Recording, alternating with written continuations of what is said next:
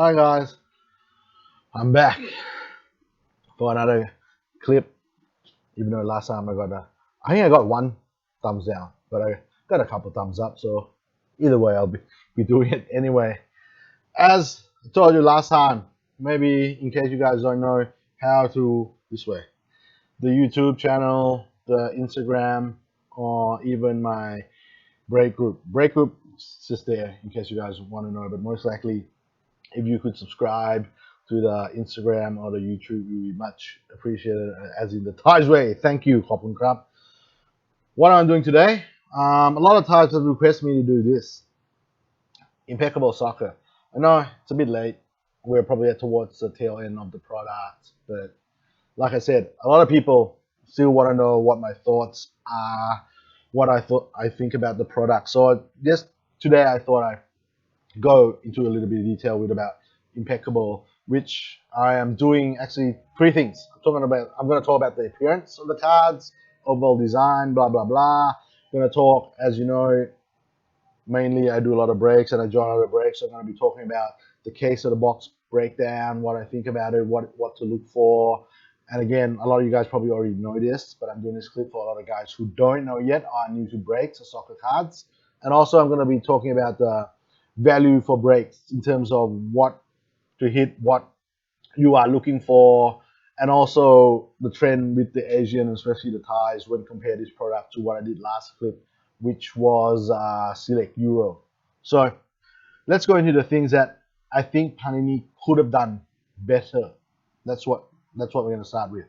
First point would be too many redemptions. Well, my problem is right now my personal Panini account, I have 92 cards waiting to be redeemed. I have not had a single redemption received since March. Okay, there's a COVID, blah blah blah. But my disappointment was that with this high value, or you call it high end card, there were a lot of redemptions. Yeah, I know because of the COVID, a lot of cars couldn't get in on time, but this product was actually delayed and delayed and delayed. And with the price point, my disappointment would be that I have no idea when I'm going to get these cards. For example, I still have people asking for Van Dyke, Immaculate 2, which are booklets. I know Manuel Neuer hasn't been out for the Immaculate 2 booklet. Some of my Immaculate 1 cards have not been received. So it, and there are some good players in this product, which are redemptions. Most noticeable would be Mason Mount. Now, how sure are we going to be certain that we're going to get this card? So that's my disappointment. My second point would be that, okay, I've collected for a long time. Maybe I'm used to seeing a lot of the on-card autos, especially if it's a high-end product. I know in this product, all the rookies are on card or most anyway, but I was hoping to see more on card autos.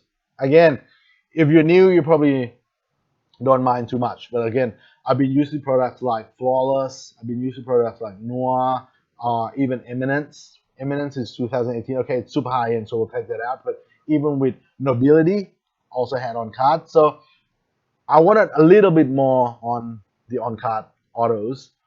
And my third point would be the quality control of Panini. I mean, you look at the card I have up as an example here. Okay, it's an on card, it's a rookie auto, but where's the patch? I know Smith Rowe's missing a lot of patches. Not a lot. All Smith Rowe's patches are missing. I know Darlow are missing all the patches as well. So, like I said, it's been delayed, delayed, delayed. And obviously, they should have known that these cards did not have a patch. Why were they put in? That's what beats me. My second point, a lot of guys would have seen it as well. A lot of silver bars were popping out. I know a lot of breakers would take it out and stick it back in. But what it does, it creates some of the cards are actual damage by just taking it out, sticking it back in. Okay, you can put it back in. I mean, you can return it, ask for damage replacement, blah, blah, blah. But then again, being Asian countries, when are we going to get this card if my card is damaged? So again, just a little bit, not major, a little bit disappointment in terms of the quality control that Panini could have provided for a product, high-end product, and the first time being in a high-end Premier League product. But, it's not the worst. As you can see, I don't have a point about the checklist. because personally I thought it wasn't bad. It wasn't the perfect checklist, but then again, it wasn't the worst. I mean, the usual suspects are all here, but they did throw in a couple of nice signers, new signers as well, and they also had a lot of good designs, which brings me on to the next point about the good things. I mean, I love the on-card patch autos for the rookies. I love even for like a Van Dyke extravagant patch, and those patches are super nice. As you go on eBay, you look on people's Instagram, you see a lot of sick patches. So that's a big plus, not a good plus, but a big plus. I love the club history. I mean, I got CR7 here, but you look at all the designs, even for Liverpool, even for the small teams, perfect. I love those cards. And the stats are the jersey numbers. So overall, these designs sort of outweigh the not so I mean the okay checklist, and it also outweigh the sticker autos. So with some of the nice patches and some designs, I thought it balanced it out on in terms of what I was talking beforehand. So that's in terms of appearance and what I've thought about Impeccable. I've been joining a lot of breaks, especially the PYP. I love the cards, and as a supporter of a certain club, it's always nice to have these kind of cards. As we move on to the case or the box breakdown, in case someone is looking to join breaks, looking to buy a box to open it up, these are not good and bad. I'm still sort of on the fence about this, especially the first point. My first point is card positioning. If you've seen a lot of breaks as much as I have, or opened a lot of case as much as I have, if you take the top box, which is box one, like I said, I don't know if it's a good thing or a bad thing. If you don't take the bottom base card, so you're basically the first base card and then the patch card, and the third card, which is the first auto, you you can either get a Pulisic, James Madison, Nicholas Anelka, Toby Alderweireld, or Virgil van Dijk. So, like I said, I don't know if it's a good thing or a bad thing. I mean, if I was joining a break as a PYP and I had Pulisic, and I'll be out of the game since the third card, unless I get a case hit, which is also a Pulisic. So, like I said, card positioning is sort of, I don't know if it's good or bad, but it is noticeable that the way the cards are placed, there's a pattern to it. Similar with my second point, card before the case hit. This is not 100% like my first point, but then most of the time, 80-90% of the time, your second last card of the third box would always be the team of the case hit. For example, I've seen a lot of cases where the second last card is Christian Eriksen, and then you get a Kane as the case hit.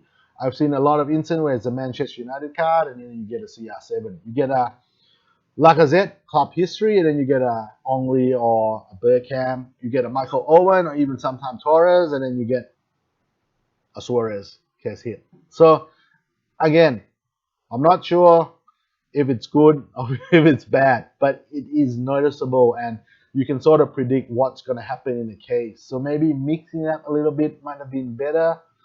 I don't know, but that is what I've noticed from seeing a lot of breaks. My third point would be some questionable box hit. Good example. No disrespect, but Claudio Reyna as a box hit.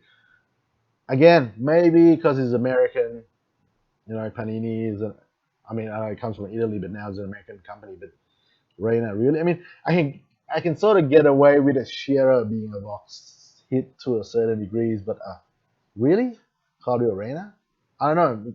I know we can't have all good box hits, but a $5 or $7 card compared to other cards, I don't know. I mean, even a better box hit might have been an on-card Anelka rather than the third card of the first box they put it. So, don't know. Does Panini have enough people with soccer or football knowledge? I don't know. So that is my little point of concern of what I've noticed.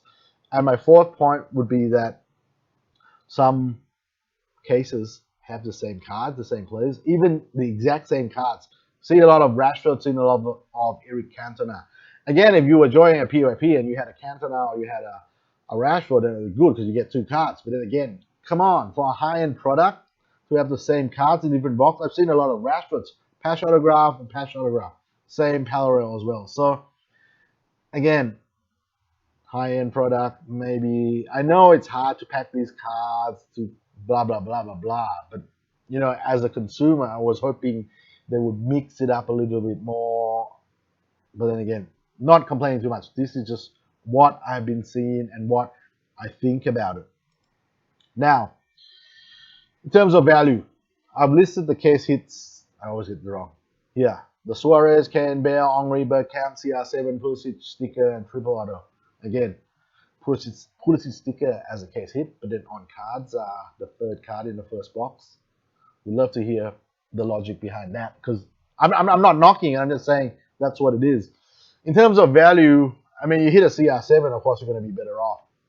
But again, CR7 on Manchester United isn't the cheapest team or combo to take in a break. Triple autos, you're going to always be better off. In terms of value, the Suarez, the Kane, the Henry, the Beckham, probably not so much. The Gareth Bale, it's a club history, so maybe you might get close to the break amount that you paid to get it back. And plus, there's like 80-something cards, which seems a lot. But then when you actually go to the checklist, the Henry, the Beckham, especially the Bergkamp has a lot more cards, or the Henry, I can't remember. But so the case hits, apart from you looking for the triple or CR7, aren't going to bring the returns. The returns most likely are going to be here. Championship cards, monsters, absolute monsters. I mean, apart from you get a Courtois is probably the lowest you get. But I saw as when we go to the next page or whatever, we'll see all the prices. And even David Seaman goes for crazy prices. Who would believe when we were breaking Immaculate One that we were talking about Seaman as a monster card? Pulisic sells well. I mean, now prices flattened down and slowed down a little bit because he hasn't been playing. He was playing really well towards the end of last season. If you want to buy a Pulisic card, probably now, as I'm doing this clip now, would be the right time to do it. I mean, imagine he comes back and he plays well. He brings Chelsea's up. Prices are going to go up again. So it might not be a bad idea to buy a Pulisic on card now because he hasn't played this season. He's been out injured. But that his cards do sell well. On card rookie autos or RPA, gotta admit, 2 years back, 3 years back, most of the guys, soccer collectors, would never mention the word RPA or the rookie patch autograph. But now everyone's into it. I know it's a trend from the NFL, the NBA. We got to get used to it. It's a new normal. So, but these cards do sell well. And again, the silver bar. There are some gems there if you look carefully. A good example would be Wolves. I mean, most people say, again, no disrespect, but no one would say, why would I want a Morgan Gibbs white auto or a Rui Patricio auto? But then Wolves has Torres silver cards. So that sells. Spurs, I mean, the Kane case hit I just said that doesn't sell for well. I mean, unless you get the stats or the certain cards of Kane. But then Spurs has Son Heung-min silver bars, which sells well. The Liverpool guy sells well for sure. I mean, but then Liverpool isn't the cheapest to join breaks anyway. But if you look closely, some of the small teams do have players that sells well in terms of the silver bars. And my final point would be the club history. Again, not all team has this, but some of the teams, most of the teams have them. You join the smaller teams, you can hit these cards. Okay, they're not going to sell for 300, 400, 500, but you're going to get your money back if you hit a club history card. So then again, what I've been telling the Thais for a long time, two things. There are three factors that you should always consider when joining a break or buying a card. If there's a patch in it, is it match worn? As we've seen the trend now that match worn will sell better, sell well rather than player worn. Is it an on-card auto or sticker auto? Of course, on-card is going to sell better. My third point when I move on to champion would be that does it have any parallel? For example, the champions do not have any parallel. 10 cards is 10 cards. It doesn't have 10/10/15/20/25. So I've been telling the Thais for a long time. I've done a lot of videos on this. 3 points that at least myself I always consider is on card, match worn, does it have any parallel? So that would be my first point. The second point is that you have to study the checklist. You don't have to play big to get big. I mean, yes, there is proportion. I mean, you're not going to hit a 5,000, 3,000 card by, for example, taking Burnley or whatever. But there is value in every team. You've just got to check the checklist properly. I mean, I was talking about champions, right? I mean, look at this. I was scrolling down for the ties when I was in the tie version, but like I said, champions are monsters. I mean, who would have thought when I was joining breaks in Immaculate 1, which is I think 2017, that a seaman, that doesn't sound right, a seaman would sell for, I mean, this is 81,000 baht, which comes to around 2,500 USD. Who would have thought? But all championship cards sells well. Oh, Peter, check this one I sold for a tie. Actually, that's my listing. But again, apart if you get a Courtois, which is a bit lower than the others. I mean, even a Chicharito sells for what 3,000 something. So, like I said, champions are monsters. I mean, you hit a champion. If you hit a champion card, you're gonna be well off. The question is, are you that lucky? Because these cards are to 10. But I can tell you now, if you're watching my clip, the least I have seen David Seaman. He hit early. I've seen a couple, one or two first few days. I haven't seen the Seaman since. There was one on eBay recently that I just showed you. But compared to the other guys, Seaman Championship, I have seen less. Manchester United triple cards, I've seen less. Saw two early on in a European break and an Asian break. Since then, I've seen only one. And trust me, I've watched a lot of breaks. Even the Liverpool triples weren't hit early, but then bang, bang, bang, bang, bang. Here I see like 6 or 7 Liverpool triple. I mean, I have one as well, so this is just sharing information. But back to the champions. Are you lucky enough to hit these cards? But they are definitely monsters.